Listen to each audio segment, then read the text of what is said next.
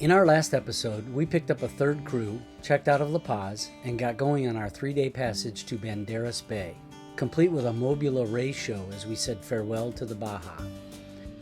In this episode, we finish our passage and say hello to La Cruz de Guanacaxtla. Welcome to gntsailing. If you're new here, I'm Gretchen and this is Tim.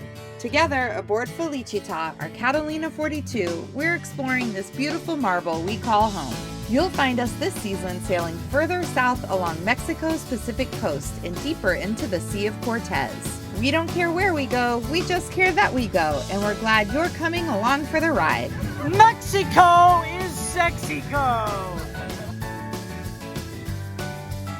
Last morning on passage has been an active night. We spent the last couple of hours threading the needle between these squalls, and we're headed into Banderas Bay, right rounding Punta Mita, which is a point with rocks and then a little island. And so there's a very specific way to go through there. And I was feeling a little bit nervous about going through there with the squall, but it seems like the boat's tracking with the engine. It's not really any current or anything pushing us around. So we still have about 11 miles to go before we're there. We can always ditch and turn right and go below all of that, but that's kind of out of the way. It's been a long 24 hours. Squalls to starboard, squalls to port. I had to wake Tim up to stand by with me just in case I needed help. And because I was feeling nervous and my brain is so tired, I wanted to make sure I was doing everything right. Because if I kill us, I don't want it to just be me. I want us to kill us together. It's not really that dire. That's dramatic. But I didn't want to break the boat. I didn't want to do something wrong. And my brain's tired. So I wanted a buddy check. And that's my buddy. Partner. How are you? Very tired. Yeah. About an hour and 45 minutes into my watch, I did a jibe. And then I put the head sail out. Then I woke Johnny up to come up so I could do the preventer. Because our rule is nobody leaves the cockpit at night without somebody else in the cockpit. And then Johnny went to bed. Oh, there's another long line flag. Hold please. So we slowed down. This is another reason I didn't want to come in here at night. Because last year when we were in this area, there were long lines all over, and I was afraid of motoring through here at night. And we've now seen 2 long lines, and the sun has been up for 25 minutes, so it's like we're in a video game. You can hardly see the flag, but it's out there, and we have no idea where the other end is. So the motor's in neutral. We have the main up. We're just poking along here for a moment. So this is what it looks like once Starlink goes on.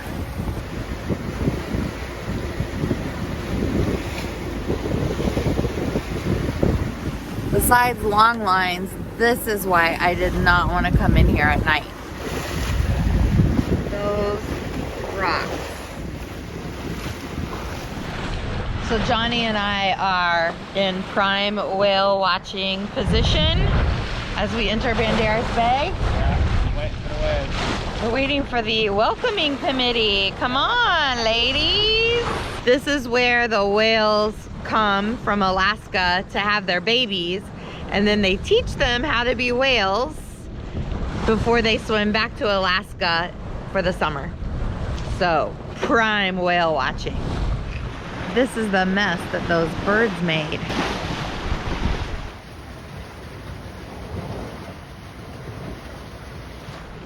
Jerks.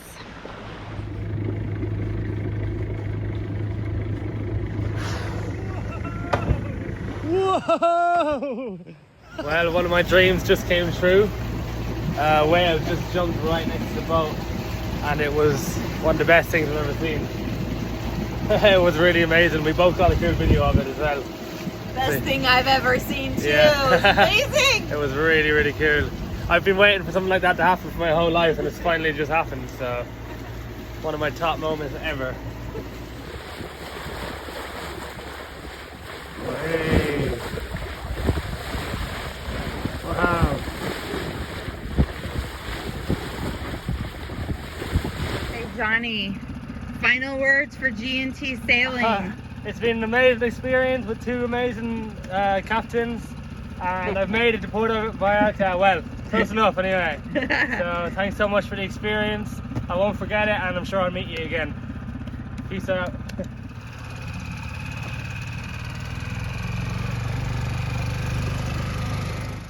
So we're anchored here in La Cruz, and there's a big swell coming in over the weekend, and we were just contemplating maybe moving to a different anchored spot. And so then I put on the community notes in avionics, which I don't always remember to look at because I just learned about those at the end of last season, and saw that we had anchored about 43 feet away from where somebody had dropped a waypoint and said, don't anchor here because there's a big, large anchor on the bottom. So we just went to start bringing up the anchor to move spots, and it is, I don't know exactly what, but it feels like it might be stuck on something. So that's happening. What are you thinking? Just swing around and wait till we swing around and then try it again. Mm-hmm. But if we're wrapped around something, then we got to go down there. Or hire somebody to go down there. Mm-hmm. So I think we should ask for recommendations of names of divers on the net this morning so that we have those in our back pocket. Hopefully we'll swing around and we'll just be able to get the anchor up and it'll be no problem. We'll see. It's always something. Services offered or needed. There you go. Felicita. Felicita, go ahead. Hey there, we are in the La Cruz anchorage and we think our anchor might be stuck on something. So we are wondering if there are any recommendations of a diver we can hire, or if there is a fellow cruiser with scuba equipment on board that would be willing to dive on our anchor for coconuts. Felicita. Apple seeds? Apple seeds, go ahead. Good morning. Still having a little bit of trouble with my coolant side of my engine, and wondering if anybody has a No joy for us. pressure No joy, testing exactly. kit. Sure. That's apple seeds. Snow leopard. Sir, in front of the kindergarten here in town, there is a dive shop. The owner is called Eric. He's a very good guy. I've done a couple of deliveries with him. He's a very good diver, so you might be going to his shop and ask him if he can do you the favor. Dive shop in front of the kindergarten. We gotta go in for lunch. We have to do this. Go ahead. A vessel looking system. We're not gonna drag. but we Pressure have to test. I have contact such a kit. You can We need to call me contact him and get in the queue and get on his schedule. I don't want any hours, unnecessary hours to go by, because the swell is rolling in. And so and if we're stuck, if we couldn't bring it up 10 and we're stuck right there and the swell comes in, it's going to start pulling our bow down, and that's not a good situation, Go right? ahead. Let more chain out. Yeah, you're right. But we can just let more chain out. That's true. I don't want time to fall away. Of course not. Yeah. So what you're going to do is get another dot on a longer line, Yeah, I got that. 20 feet, 30 feet, attach it to it. Yep. Let it drop. Yep. All of it. Try to take the dart and drive in a circle. A backward circle. Just put it in reverse and hard to starboard. Spin it around. Uh-huh.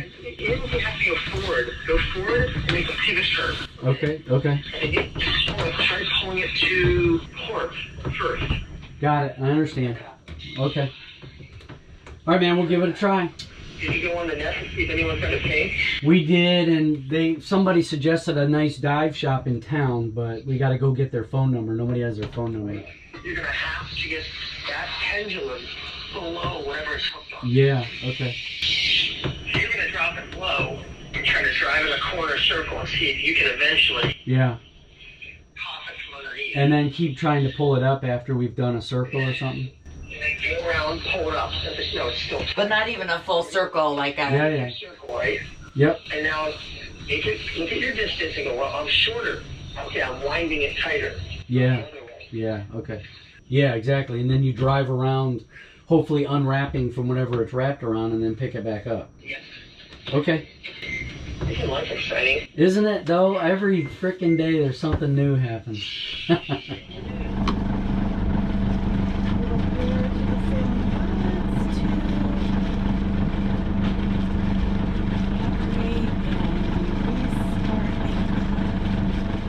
waypoint is a little bit to port. It's like at 11 o'clock. How much to the right? Okay, so I'm easy forward a little bit to starboard. Do you want me to neutral? Neutral. Yep, neutral. Center rudder. 92 going lower. 86. 79.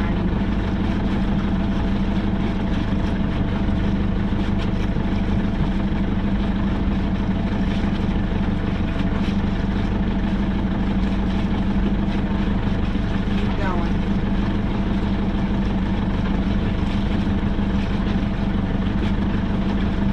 We're pointed right at where the anchor waypoint is. Easy forward to starboard. 1 o'clock. Neutral. Yeah.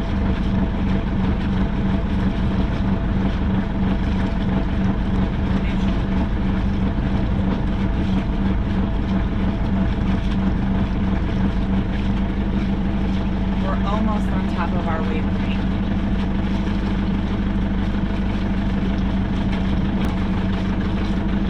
30-foot mark on the chain. Seems to be coming up.